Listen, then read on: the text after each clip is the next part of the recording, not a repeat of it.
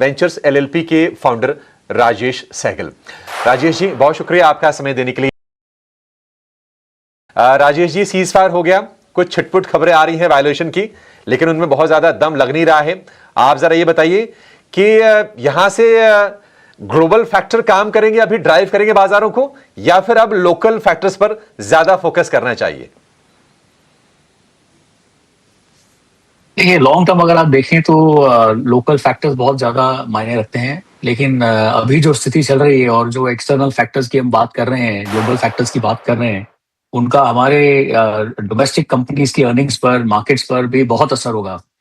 Dollar flows, रुपी flows, हर industry पे इसका प्रभाव है। तो इन दोनों को एक साथ ही में देखना है। इस समय आप इनको जुदा नहीं कर सकते, अलग-अलग नहीं देख सकते।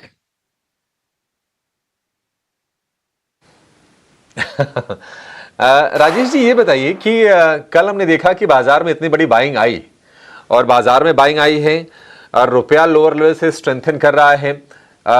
93 रुपए प्रति डॉलर के नीचे के भाव आ गए हैं, लेकिन एफआईज ने कल बाइंग नहीं की। सेलिंग का ही फिगर आया, थोड़ा छोटा जरूर था, लेकिन नेट नेट सेल ही आया है। क्या कंसर्न्स है एफआईज को, या वो क्या ये चाहते हैं क्या कि जब सारे शहर के सिग्नल ग्रीन हो जाएं तो अपनी गाड़ी निकालेंगे वो? देखिए, एफआई जो लोग हैं वो उन्होंने काफी भारी बिकवाली की है और कर रहे हैं।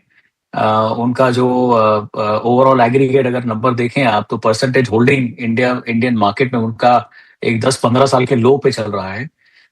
तो ऐसा नहीं है कि उनको इंडियन मार्केट से कुछ नाराजगी वगैरह है, बट इंडियन मार्केट को ये प्रूव करना होगा कि फॉरेन इन्वेस्टर्स के लिए एक बहुत अच्छा मार्केट है। उसके लिए जो ग्लोबल टेंशन और हाई वैल्यूएशंस की वजह से ये बाहर जा रहे हैं। ग्लोबल टेंशन तो हमारे हाथ में नहीं है, बट अगर हमारी कंपनीज की अर्निंग ग्रोथ, जो कि अभी जैसे कि आपने कहा आज शाम से शुरू हो जाएंगे रिजल्ट्स आना, आई थिंक इस क्वार्टर के रिजल्ट और इससे ज्यादा महत्वपूर्ण अगले क्वार्टर के रिजल्ट्स वगैरह जो देखेंगे, अगर इसमें एक संभाल आया कि अर्निंग्स हमारी थोड़ी स्टेबल हो गई हैं, तो डोमेस्टिक बाइंग के एडिशन में फॉरेन बाइंग काफी हो सकती है। तो स्कोप तो बहुत ज्यादा है, लेकिन शुरुआत हुई नहीं है, बिकॉज सारे एफआई जो हैं आप देख रहे हैं कि China, Taiwan, south Korea in markets में इन्वेस्ट करते जा रहे हैं। उसका कारण ये भी है कि इन मार्केट्स में जो ये आजकल एक ट्रेंड बन गया है कि एआई कंपनीज को देखना है, आर्टिफिशियल इंटेलिजेंस कौन कर रहा है, डेटा फार्म्स कौन लगा रहा है, डेटा सर्वर फार्म्स कौन लगा रहा है। तो ये सब जो इकोसिस्टम है ये इंडिया में मौजूद नहीं है। ये सब चाइना, ताइवान, साउथ कोरिया में काफी एडवांस लेवल पर इनका काम हो रहा है। तो उसके देखते ये यूएस में इन्वेस्ट हो रहे हैं पैसे, डॉलर्स, और चाइना, ताइवान, साउथ कोरिया ऐसे मार्केट्स में काफी इन्वेस्टमेंट्स हो रही है।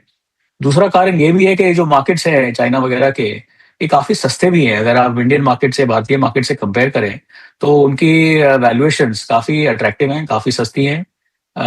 और पैसा तो वहीं घूमेगा जहां उनको सस्ता और मार्केट दिखेगा और अच्छे अर्निंग्स, स्ट्रॉन्ग अर्निंग्स दिखेंगे। तो एफआई जो कर रहे हैं वो अपने हिसाब से ठीक ही कर रहे हैं। राजेश जी, वैल्यूएशंस तो हमारे यहाँ भी सस्ते हो गए। हिस्टोरिकल एवरेजेस से देखेंगे तो 18-19 के आसपास का पी हो गया। अब क्या चाहिए एफआईज को? आप जरा अपना मत बताइए सर कि बाजार में इतनी बड़ी गिरावट जो आई है और उसके बाद ये सीज फायर, तो बाजार को लेकर आप न्यूट्रल हैं?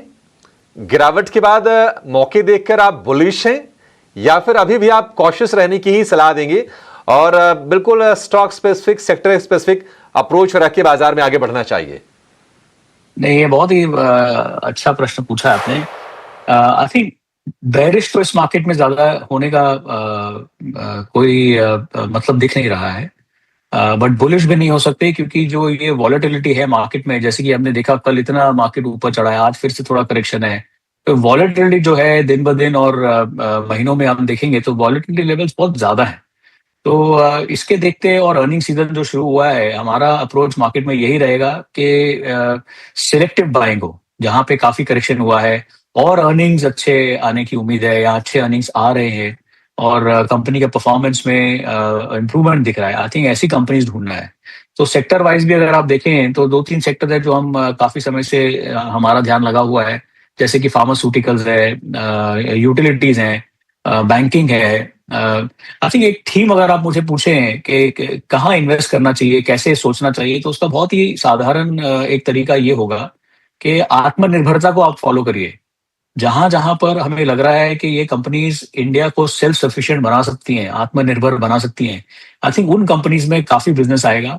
और जैसे बिजनेस आएगा और वो बिजनेस एग्जीक्यूट होगा, ऑर्डर्स आएंगे वगैरह, तो वैल्यूएशन जो हम आज देख रहे हैं वो यहाँ से काफी सस्ते हो सकते हैं। और ये आत्मनिर्भरता इसलिए नहीं है कि पॉलिटिकल प्लैंक है, आई थिंक ये इसलिए है कि भारत को आज के ग्लोबल सिचुएशन को देखते हुए भारत को इसकी बहुत जरूरत है कि हम काफी सेक्टर्स में आत्मनिर्भर बने। क्योंकि ग्लोबल रिलायंस अगर आप रखेंगे तो वॉलेटिलिटी जो मार्केट में दिख रही है उसको हम दूर नहीं कर पाएंगे। ठीक है। राजेश जी, आईटी को लेकर आपका क्या व्यू है? और आईटी के साथ साथ जी मैं ना ये जो डेटा सेंटर वाला बिजनेस इसको भी कंबाइन कर रहा हूं। कहा यह जा रहा है कि मिडिल ईस्ट में जिस तरह से ईरान अमेरिकन कंपनीज को जो टारगेट कर रहा था, वहां पर इंफ्रास्ट्रक्चर को निशाना बनाने की आशंकाएं थी। जी अब उसके बाद हो सकता है कि डेटा सेंटर वाला जो स्पेस हो ना भारत में और ज्यादा बजिंग हो, यहाँ कंपनी शिफ्ट करते हुए दिखाई दी।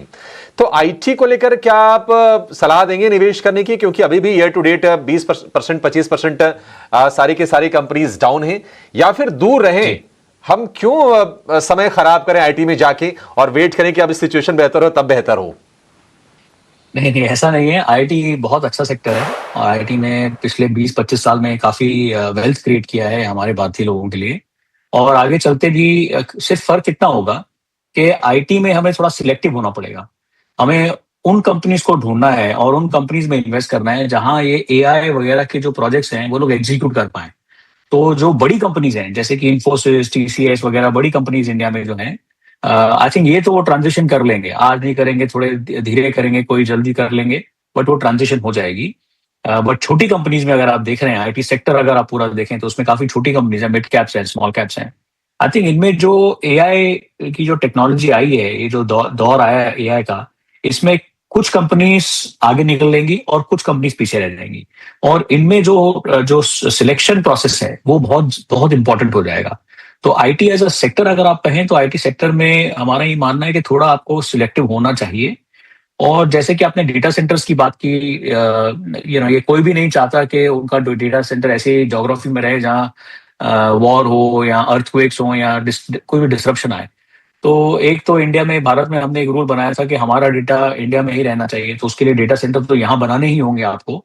जैसे अभी देखना है कि आपने देखा है, डेटा है, डेटा ये बता रहा है कि ग्लोबली सबसे ज्यादा डेटा इंडिया में ही जनरेट हो रहा है और ये डेटा को इंडिया में ही आपको रखना है। तो डेटा सेंटर की बिजनेस तो ये लोग एग्जीक्यूट कर ही रहे हैं, बना ही रहे हैं डेटा सेंटर्स।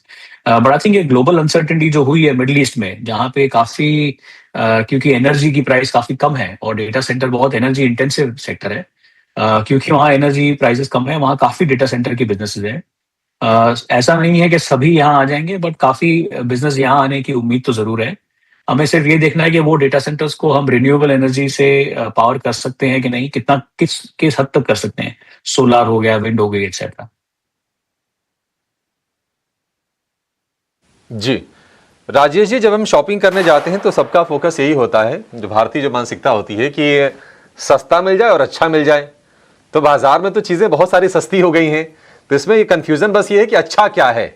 आप जरा गाइड कीजिए सर, और अपने फेवरेट स्टॉक्स बताइए जो वैल्यूएशन वाइज और ग्रोथ वाइज आपको अट्रैक्टिव स्पेस में लग रहे हैं।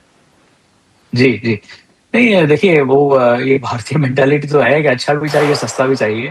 तो अगर हम मार्केट में देखें तो मार्केट अपने हाई से तो काफी सस्ता हुआ है, लेकिन एक एब्सोल्यूट बेसिस पे एज एन एग्रीगेट सस्ता नहीं है, बट अट्रैक्टिव जरूर हुआ है। तो अगर हमारा ये मानना है कि जो कंपनीज है जहाँ पे अर्निंग्स ग्रोथ आएगी, आई थिंक वहां पे वैल्यूएशन भी बढ़ेगी, तो आपको एक डबल बेनिफिट मिलेगा।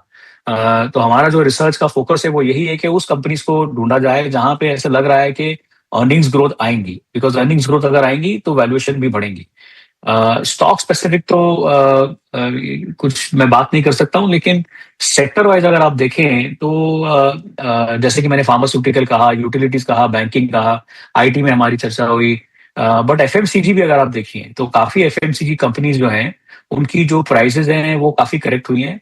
वैल्यूएशन अभी भी मैं उसको चीप नहीं कहूंगा, बट रीजनेबल हैं। किसी काफी जगह अगर आप देखें तो, काफी नामों में देखें तो, एक उदाहरण के एग्जाम्पल की तरह तौर से अगर आप आईटीसी देखें, एफएमसीजी की बात करें तो उसकी वैल्यूएशन बहुत ही रीजनेबल हो गई, उसमें डिविडेंड यील्ड भी अच्छा है। ऐसा मैं रेकमेंड नहीं कर रहा हूँ, बट अगर आप एग्जाम्पल देखें तो ऐसी कंपनी हमें ढूंढनी है जहाँ कंपनी की क्वालिटी, उसकी बिजनेस की क्वालिटी बहुत ही अच्छी है, उनकी हिस्ट्री बहुत अच्छी है, वैल्यूएशन रीजनेबल है, डिविडेंड यील्ड का सपोर्ट है। आई थिंक ये कंपनीज ढूंढनी है हमें। ठीक है राजेश जी, बहुत शुक्रिया, आज आपने समय निकाला और इस अस्थिरता शुक्रिया। अनिश्चितता वाले माहौल में भी आपने लोगों का उत्साह बढ़ाया, मार्गदर्शन किया, इसके लिए आपका बहुत बहुत शुक्रिया सर। शुक्रिया चलिए, शो को यहीं पर शुक्रिया। समाप्त करने का समय भी हो गया है। इसके साथ ही